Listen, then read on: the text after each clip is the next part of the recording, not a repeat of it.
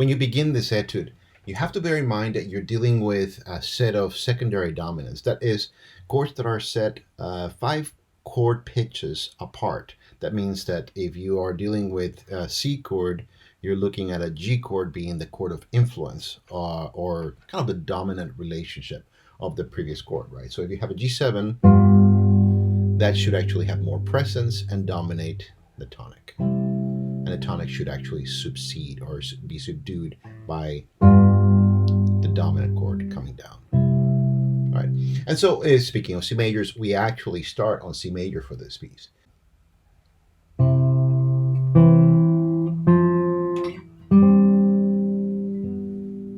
Right. So the melody needs to be very well sung.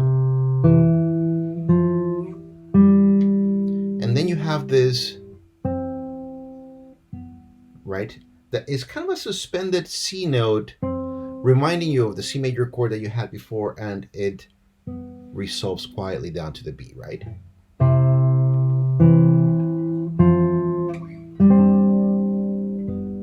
And then you're pretty much going to do the same thing. You have a transition, right, that turns you into an A7 chord, right? And that is the dominant of D minor, and that's where you actually start, right?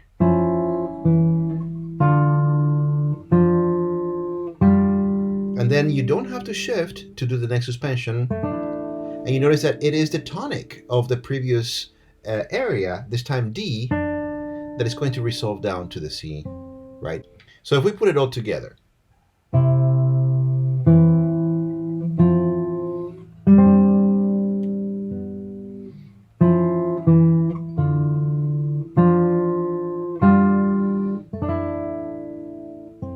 right? And the way it works is whenever you have this dominant relationship, that needs to be more present. Whenever you actually have this tonic relationship, you need to be less present, or you need to be more subdued, right? You're in a tonic key. Tonic keys are quieter in most cases. If we move on, you actually have now a conversation between the bass and the soprano, the top voice, right? G, F, E. But at the same time, we have this wicked shift, right? The progression, the voicing is moving you, right? So D and F to E and G, and you're landing here. And you have to be very quick on your left-hand fingers as you execute that.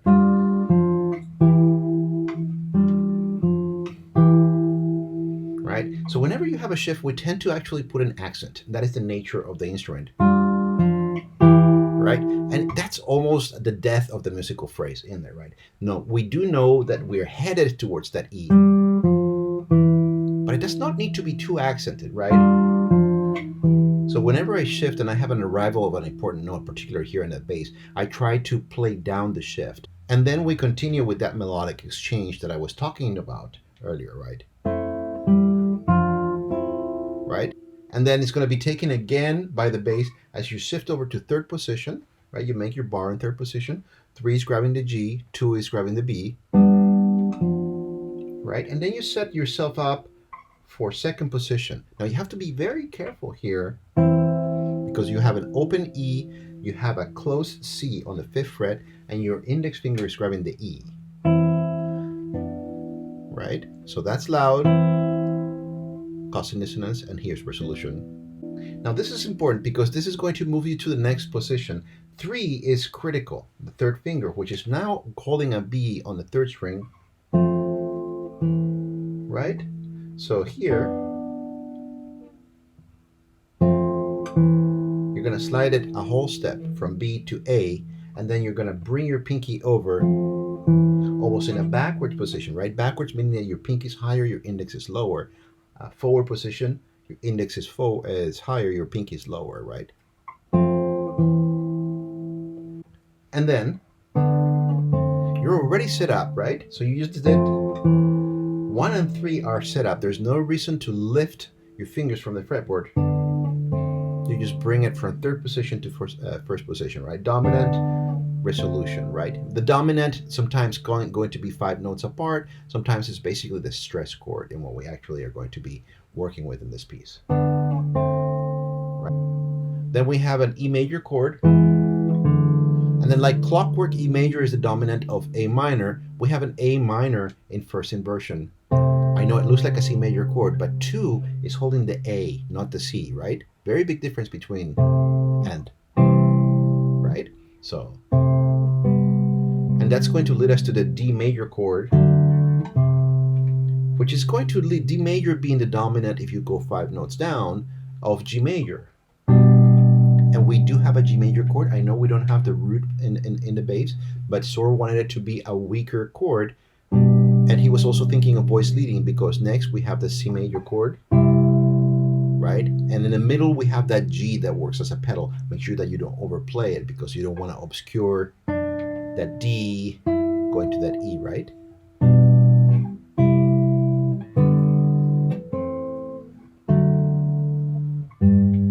Right? So open, that works as a G major chord, right? That works as an A minor chord, D major, and then you land back on G, right? And that's the first 2 lines of this piece.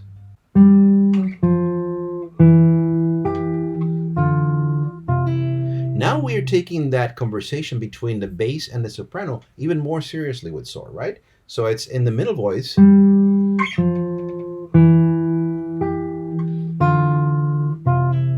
Right? You have an ornament. You basically have a very short trill.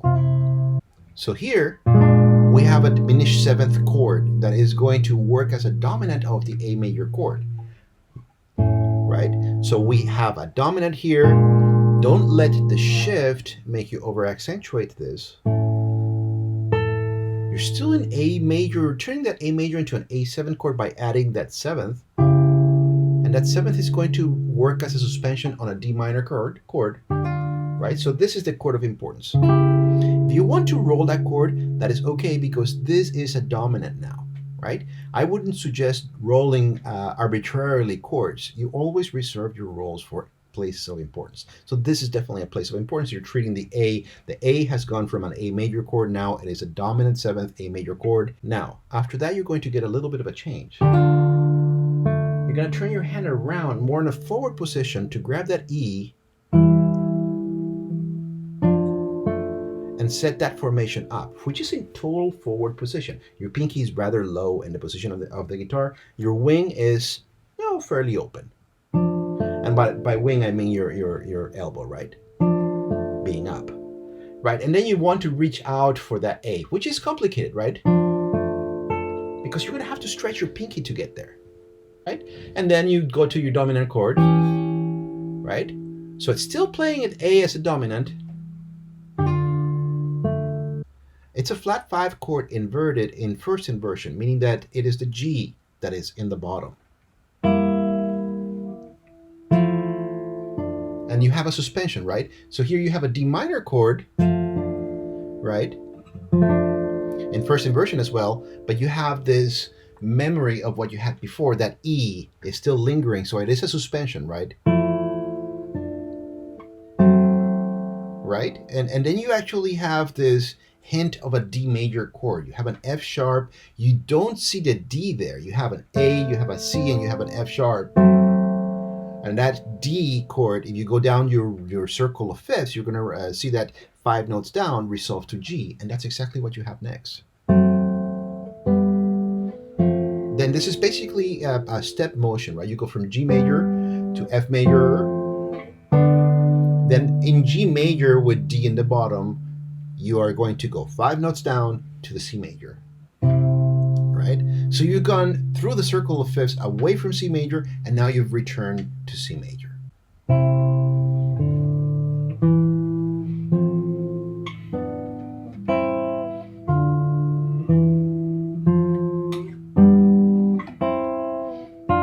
Now that's very, very interesting of a fingering, and this is Segovia's suggestion. We don't know, maybe Sor went ahead and did that suggestion as well, right? So you have this. Why not use 1? 1 is going to be used next, right? So 2 and 4 basically slide 2 frets over so you can grab that E here, right? So let's take a look at that motion one more time. Careful with the shift.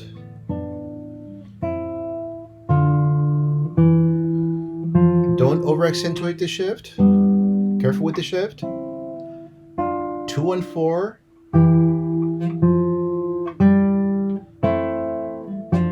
Now you have quite a jump, and it's the weakest part of the measure. So again, let's play down that shift, right? So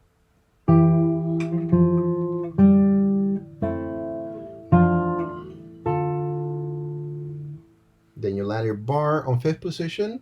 And here comes your dominant, which luckily lands on a shift. Resolve. Then you're in the 5th position, right? You're grabbing your D on your 5th string, your C on your 3rd string. Those are both on the bar on the 5th fret. Your pinky's grabbing an F sharp on the 2nd string, right? And that works as your dominant, right? So you have a D major chord 7, D7 chord. So it is, if you go down the circle of fifths, going to land you on a G major, right? And then you land quietly, right? This is your dominant.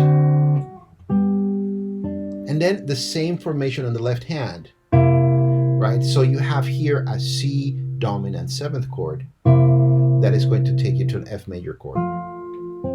Here you have your D minor chord that is a step progression to an E major chord, which is a dominant of A major, which is exactly what you have, and it's already in the 7th position.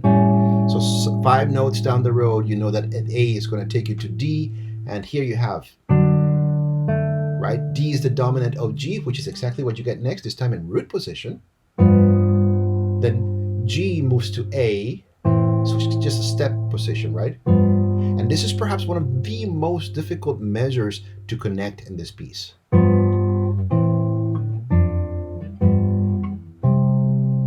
So let's take it apart. Here you have the dominant G, then A minor, right? Instead of getting what you're expecting, you get what we call a deceptive cadence. You go to the 6th degree of C major, right? It surprises you. It's kind of like that wow chord. Then you get a D minor chord. I know it looks like an F major chord, but it really isn't. You have a D in there, right? Which is the root. And then D is the dominant of G, right? The 5-note progression. This time G is 7th, right? And then finally. So we start with G7, deceptive cadence,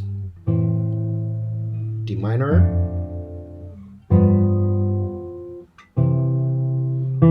and now we have quite a bit of suspensions, right?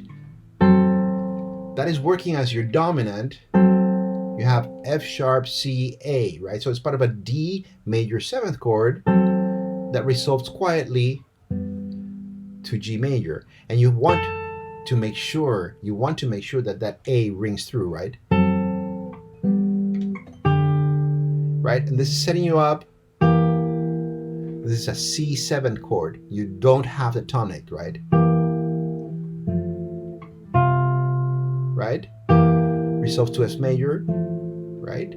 And then you have this hint of F. It could be many things, really. That's your dominant, right? Now Segovia had a brilliant solution. Scoot over the 2 and add the 3. Then 3, and 3 is going to carry you over to that A7th chord. I know we don't even have the root of the chord in there, but that's exactly where we're pointed at, because that is the dominant of D major, and that's exactly what we get next. Right? You got, right? So this is your suspension, right? And then it resolves there. Again, suspension or dominant, always louder, the resolution always quieter. And then we have a B diminished chord, which works as a 7th diminished dominant of C major. You still have that C note ringing, right? Right? And you're just playing around that G7 chord, right? Right? And that's going to take you to C major. But Sohr, being the genius of compositions that he was,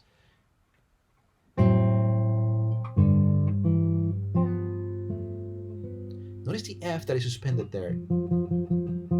That has to last you for another entire measure, right? So you have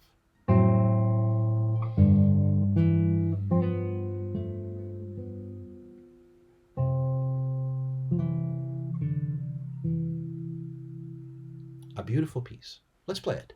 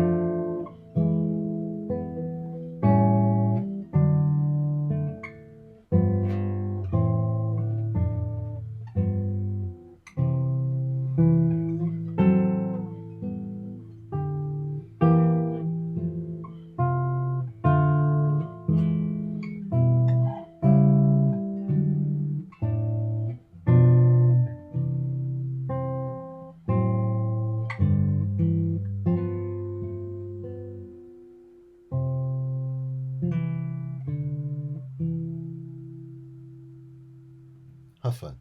It really is a beautiful piece.